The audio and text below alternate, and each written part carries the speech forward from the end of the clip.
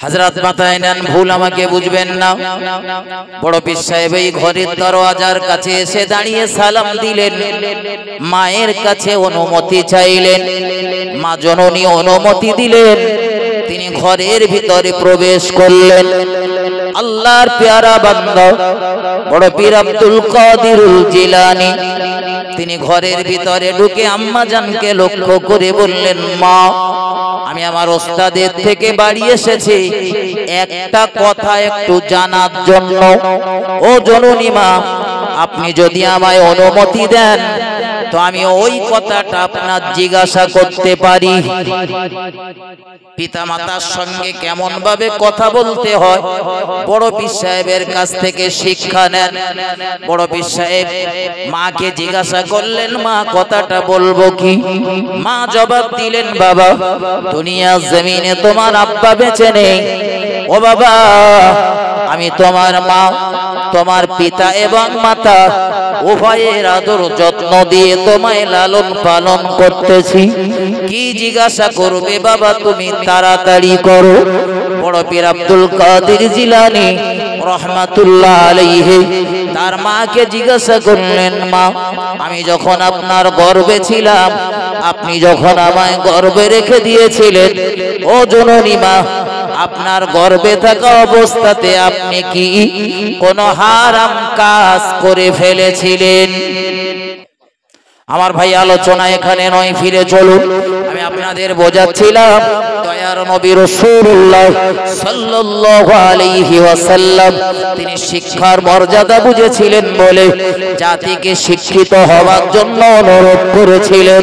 ও বাবাজি ভাইজানেরা, আপনি বলতে পারেন, হুজুর আমার নবী তো জীবনে কোনোদিন মক্তব মাদ্রাসা স্কুল কলেজ ইউনিভার্সিটির চৌকাঠ টপকায়নি, আমার নবী শিক্ষার কি মর্যাদা বুঝবে? ও বাবাজি ভাইজানেরা, আজ থেকে ১৫০০ বছর আগে দয়ার নবী রাসূলুল্লাহ সাল্লাল্লাহু আলাইহি ওয়াসাল্লাম সোনার জবানে বর্ণনা করেছেন, ইন্নামা আনা বুইস্তু মুআল্লিমান। দয়ার নবী রাসূলুল্লাহ জানান, আমি হলাম तमाम পৃথিবীর শিক্ষকের শিক্ষক। একটু মহব্বত করে বলুন সুবহানাল্লাহ, আরো জোরে বলুন সুবহানাল্লাহ। শিক্ষক হতে গেলে একটু লেখাপড়া করতে হয় নাকি বলুন? শিক্ষক হতে গেলে আচ্ছা বলেন, ছাত্রের জ্ঞান বেশি না শিক্ষকের জ্ঞান বেশি? কখনো কখনো না শিক্ষকের থেকে ছাত্রের জ্ঞান বেশি হয়, ব্যতিক্রম হয়। পিরানে পীর আব্দুল কাদের জিলানী রহমাতুল্লাহ আলাইহি তার ওস্তাদের কাছে গেছে, তা ওস্তাদ জিজ্ঞাসা করতেছেন, বাবা আব্দুল কাদের তুমি এর আগে কোন মাদ্রাসাতে পড়েছো? তা বলছে, না হুজুর। কোন ওস্তাদের সান্নিধ্য পেয়েছো? না হুজুর। তুমি পড়তে পারো? না। আচ্ছা তুমি বাবা তুমি পড়ো আলিফ। আর আমি সচরাচর দেখেছি বাচ্চাদের যদি বলা হয় কচি পড়ো আলিফ, তা কচি টুপ করে বলে আলিফ। বড় জোর হয়তো জিজ্ঞাসা করতে পারে, হুজুর যে আলিফটা উচ্চারণ হবে কোথা থেকে? তো তারে বলে দিলুম জফে দেহার মুখের ফাঁকা অংশ থেকে। হযরত মাথায় নেন, কিন্তু আব্দুল কাদের জিলানীকে যখন আলিফ বলতে বলা হলো, আব্দুল কাদের জিলানী বললেন, হুজুর আলিফের মানে কি? আলিফের জানেন আপনারা? জানেন? আমি জানি না, তারা আপনারা কি জানেন? হয়তো আপনারা জানতে পারেন, জানলে আমার একটু বলে দেবেন। তো আব্দুল কাদের জিলানী বললেন, হুজুর যে অক্ষরের মানে হয় না, আমি সে অক্ষর পড়বো না। যে অক্ষরের মানে নেই বলেন। তো ওস্তাদ বলতেছে, কোচি আমি তো আমি সঠিক জানি না ওর মানে কি, তা বাবা তুমি জানো?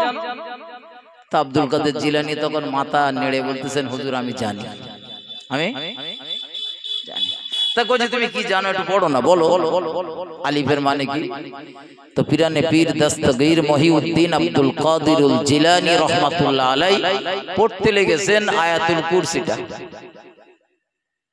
ওই আয়াতুল কুরসিটা পড়তেছেন আর মানে করতেছেন, শেষ পর্যন্ত আলিফের 10টা মানে করেছে। কটা? ওস্তাদ কটা জানেন? বলেন। আমি একটাও জানি। এই ঘটনাটা পড়ার পরে পীরানে পীর দাস্তাগীর যে মানেগুলো করেছেন ওই মানেগুলো একটু আধা ব্রেনে রয়েছে, কিন্তু সেই বিস্তার ব্যাখ্যা করতে গেলে আমি মূল আলোচনায় ঢুকতে পারবো না। ওই জন্য আজকের ওটা ছাড়েন, শুধু এতটুকু মাথায় নেন। এই বড় পীর আব্দুল কাদের জিলানী রহমাতুল্লাহ আলাইহি তিনি এবারে ওস্তাদ বললেন, বাবা তুমি পড়তে পারো? তা বলছে, হুজুর আমি একটু কোরআন পড়তে পারি। তা পড়ো। তিনি কোরআনের তেলাওয়াত শুরু করেছেন। আউযু বিল্লাহি মিনাশ শাইতানির রাজীম, বিসমিল্লাহির রহমানির রহিম। সূরা ফাতিহা, এরপরে সূরা বাকারা শুরু হয়েছে, তো 18 পাড়ায় গিয়ে শেষ হয়েছে। কোথায়? সবাই মিলে বলেন 18। একটু সুবহানাল্লাহ বলেন, আর একটু আওয়াজ দিয়ে বলেন।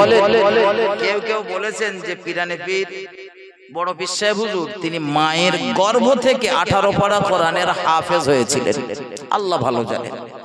তবে কোন কোন বর্ণনাকারী এটা বলেছেন যে তিনি মায়ের গর্ভ থেকে পৃথিবীতে আসার পর মা তাকে কোলে নিয়ে বা পাশে শুইয়ে রেখে বা হেলনাতে রেখে বা পাশে শুইয়ে দিয়ে তিনি কোরআনের তেলাওয়াত করতেন।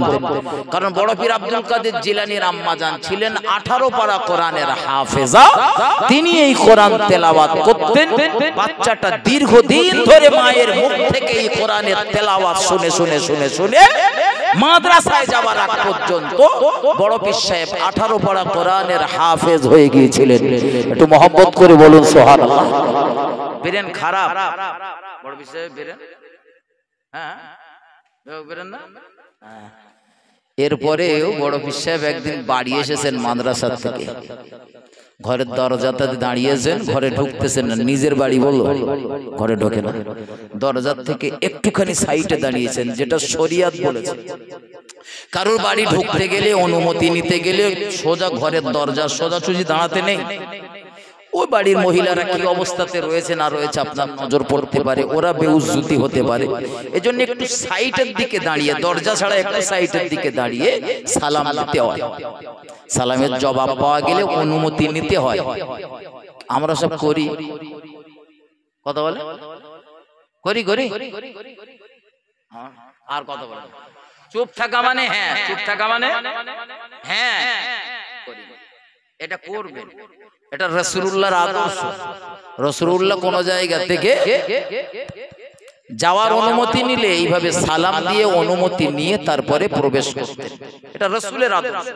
তা আমরা ইমানদার, আমাদের ভিতরে আদর্শটা থাকা দরকার। কিন্তু আমরা বুঝি না বা জানি না, কোন কারণবশত সচরাচর দেখা যায় হুটপাট দুপুরবেলা কারোর বাড়ি ঢুকতেছি, কোনো কথা না বার্তা না কিচ্ছু না, ঘরের দরজা ঠেলে নে দে, ভাবি ও ভাবি, ভাই কই একটু দরকার ছিল। ভাবি হয়তো দেখা যাচ্ছে তখন জামা কাপড় খানিকটা আলগা। এই জন্যই তো শরিয়তের নিয়ম, ঘরের ভিতরে ওইভাবে না ঢুকে ঘরের দরজা থেকে একটু সাইডে দাঁড়িয়ে সালাম দিয়ে অনুমতি নিয়ে ঢোকা। হযরত মাথায় নেন, ভুল আমাকে বুঝবেন না। বড় পীর সাহেব এই ঘরের দরওয়াজার কাছে এসে দাঁড়িয়ে সালাম দিলেন, মায়ের কাছে অনুমতি চাইলেন, মা জননী অনুমতি দিলেন, তিনি ঘরের ভিতরে প্রবেশ করলেন। আল্লাহর পেয়ারা বান্দা বড় পীর আব্দুল কাদিরুল জিলানী তিনি ঘরের ভিতরে ঢুকে আম্মা জানকে লক্ষ্য করে বললেন, মা আমি আমার ওস্তাদের থেকে বাড়ি এসেছি একটা কথা একটু জানার জন্য। ও জননী মা, আপনি যদি আমায় অনুমতি দেন তো আমি ওই কথাটা আপনার জিজ্ঞাসা করতে পারি। পিতা মাতার সঙ্গে কেমন ভাবে কথা বলতে হয় বড় পীর সাহেবের কাছ থেকে শিক্ষা নেন। বড় পীর সাহেব মাকে জিজ্ঞাসা করলেন, মা কথাটা বলবো কি? মা জবাব দিলেন, বাবা দুনিয়ার জমিনে তোমার আব্বা বেঁচে নেই। ও বাবা, আমি তোমার মা, তোমার পিতা এবং মাতা উভয়ের আদর যত্ন দিয়ে তোমায় লালন পালন করতেছি। কি জিজ্ঞাসা করবে বাবা, তুমি তাড়াতাড়ি করো। বড় পীর আব্দুল কাদের জিলানী রহমাতুল্লাহ আলাইহি তার মাকে জিজ্ঞাসা করলেন, মা আমি যখন আপনার গর্ভে ছিলাম, আপনি যখন আমায় গর্ভে রেখে দিয়েছিলেন, ও জননী মা, আপনার গর্ভে থাকা অবস্থাতে আপনি কি কোনো হারাম কাজ করে ফেলেছিলেন? প্রশ্নটা সহজ প্রশ্ন না কঠিন প্রশ্ন? এই ধরনের প্রশ্ন যদি কোনো মেয়েদের জিজ্ঞাসা করা হয়, উত্তর দেবে? কথা বলেন, দেবে?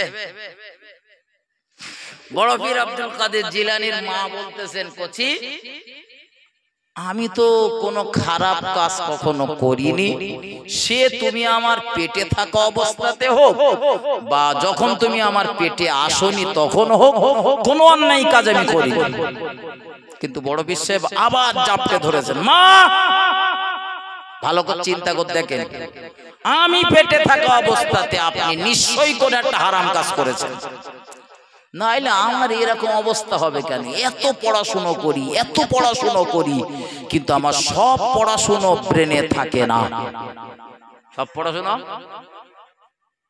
আগে 18 পড়া কোরআনের হাফেজ হয়েছে, ব্রেনে আছে না নেই? আছে না? বড় বিশ্বে এখন কি বলতেছে? সব পড়া থাকে না। আমার দেশের কিছু কচি কাছার বাপেরে দেখেছি, কচিরে 4টে প্রাইভেট দিচ্ছে। দেখ দেখ দেখ এখন স্কুলে যা লেখাপড়া হয়, যদি একটু বাড়ির দিক থেকে যদি একটু গার্ড না দেওয়া হয় তো বাচ্চাগুলোরা, কারণ ওই দলের ভেতরে ঢুকলেও দপার অবশ্যই। আপনারা অনেকে হয়তো মন্তব্য করেন যে মাস্টার সাহেব চাকরি পাবার আগ পর্যন্ত গ্রামে ছিল, আর মাস্টার চাকরি পাবার পর বারাসাতে গেছে। অনেকে বলে আসলে মাস্টার যে কেন যায় ওটা মাস্টার ভালো জানে, আপনি জানবেন না। মাস্টার নিজের জন্য না, মাস্টার তার কচি কাঁচাগুলোর মানুষ করার জন্য যায়। আমি দেখেছি বহু মাস্টারকে যেতে ওইভাবে। আমি যেটা বোঝাচ্ছি মাথায় ঢোকান। তো বড় পীর সাহেব আব্দুল কাদের জিলানী রহমাতুল্লাহ আলাইহি মাকে খুব জাপটে ধরে বলতেছেন, মা একটুখানি ভাবেন, চিন্তা করে দেখেন, আমি আপনার গর্ভে থাকা অবস্থাতে আপনি কোনো হারাম জিনিস খেয়ে ফেলেছিলেন? তা মা খুব চিন্তা ভাবনা করতেছেন।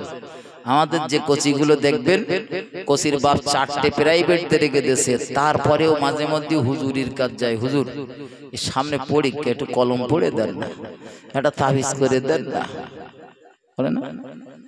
আরে ভাই, কলম পড়ে দেওয়াটাই যদি ওর লেখাপড়া ভালো হতো, কলম পড়ে দিলে আর পড়াশোনা তো করতে হবে না, ওই কলমই সব লেখাপড়া করতে হবে নাকি? আর কথা পড়াশোনা করেন, পড়াশোনা করার পরে এইবারে দোয়া কাজে লাগে। পড়াশোনা করবো না শুধু দোয়া দে মনে করতেছেন আমি একেবারে সমুদ্র সাঁতরে ওই পারে বেরিয়ে যাবো, সম্ভব না। এগিয়ে চলুন।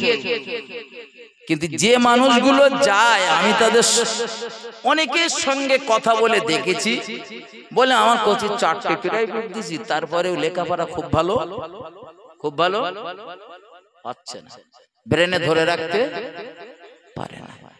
আচ্ছা, এই আমের সিজন সবে শুরু হয়ে যায়, এখন গাছে সবে ছোট ছোট আম, এখন থেকেই দেখা যাচ্ছে কত চাষা ভোরবেলা নামাজ পড়তে আসছে না, এর গাছতলায় ওর গাছতলায় একটু লাইট টাইট মেরে দেখে, যদি একটা থাকে তা হাতে করলে বাড়ি যায়।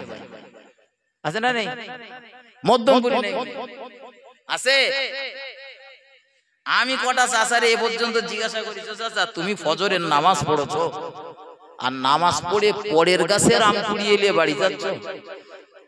ওসব কথা পড়ো না, আমি কি খাবো? আমার ছোটখাটো একটা নাতি রয়েছে, ওইটা দোবানি খাবে, আমি সব খাই, আমি 5 ওয়াক্ত নামাজ পড়ি। তাই কি ভালো কাজ যে উনি করতেছেন সেটা বুঝতেই পারতেছেন। কাজ দেবে বলেছে? আচ্ছা, নাতির কি খুব উপকার করতেছে না ক্ষতি করতেছে বলে মনে হয়? হ্যাঁ, মনে করতেছেন দুটো আম পরের গাছের আম নাতির খাওয়াচ্ছি, নাতির গায়ে 2 ফোঁটা রক্ত হবে, নাতির ঘুষি মারার শক্তি অর্জন হবে, কি তাই না? নাতির কতটা ক্ষতি করতেছেন বড় পীর থেকে শিক্ষা নেন। বড় পীর আব্দুল কাদের জিলানীর মা বললেন, বাবা আব্দুল কাদের, তুমি আমার গর্ভে যখন ছিলে, গর্ভে থাকা অবস্থাতে তোমার বয়স তখন 9 মাস। সেই সময় আমি তোমার নানার বাড়িতে গিয়েছিলাম। তোমার নানার বাড়িতে যাওয়ার পর আমি দেখতে পেয়েছিলাম, লক্ষ্য করেছিলাম তোমার নানিমাদের উঠোনে কিছু আচার মেলে দেওয়া রয়েছে। আচার, আর এমনি মেয়েরা যখন গর্ভবতী হয় দেখবে নদের দূর টকের দিকে ঝোঁক বাড়ে, টকের দিকে ঝোঁক বাড়ে। বড় পীর আব্দুল কাদের জিলানীর মা বলতেছিলেন, বাবা আব্দুল কাদের, তোমার নানার বাড়ির উঠানে ওই আচার মেলে দেওয়া দেখে আমার বড় লোভ লেগেছিল। ভেবেছিলাম মনে হয় আমার মা, তোমার নানিমা আমি আসবো বলে তাই আচার তৈরি করে রেখেছে, মেলে দিয়েছে রৌদ্রে। আমি কারো সঙ্গে কিছু না বলে একটু আচার খেতে গেলাম, একটুখানি তুলে খাচ্ছিলাম। এমত অবস্থায় আমার জননী মা দেখতে পেল। মা আমায় ডাক দিয়ে বললেন, কচি, ও আচার আমাদের না, ও আচার হলো পাশের বাড়ির চাচিমাদের। কাদের? বড় পীরের মা বলেন, আমি ছুটে চলে গেলাম, আমার চাচিমার হাতটা ধরে কেঁদে ফেললাম। চাচিমা, আমার গর্ভে সন্তান রয়েছে, তোকে নেশাও লেগেছিল, আর আমার মায়েদের উঠোনে বাপেদের উঠোনে ওই আচার দেখে লোভ সামলাতে না পেরে খেয়েছি। ভেবেছিলাম ওটা আমাদের আচার, কিন্তু মা বলল আচারটা আমাদের না, আচার নাকি তোমাদের। তাই ছুটে এসেছি, তুমি আমারে ক্ষমা করে দাও, তোমার আচার না বলে খাওয়ার জন্য। চাচিমা আব্দুল কাদের জিলানীর মার হাতটা ধরে মিসকি মিসকি হাসতেছিল আর বলতেছিল, তুই তো আমার মেয়ের মতো, তুই আমার একটু খেয়ে ফেলেছিস, তাতে সমস্যা কি? আমি কিছু মনে করিনি, যা তোরে ক্ষমা করে দিলাম। ও বাবা আব্দুল কাদের জিলানী, তোমার গর্ভে রাখা অবস্থাতে এই একটা মিস্টেক ছাড়া আমার আর কোনো ভুল নেই। একটু মহব্বত করে বলেন। আমাদের কচিগুলোর মা যখন কচিগুলোর গর্ভে রাখে তখন তারা সব এরকম চলে নাকি বলেন? এইভাবে চলে চলে চলে।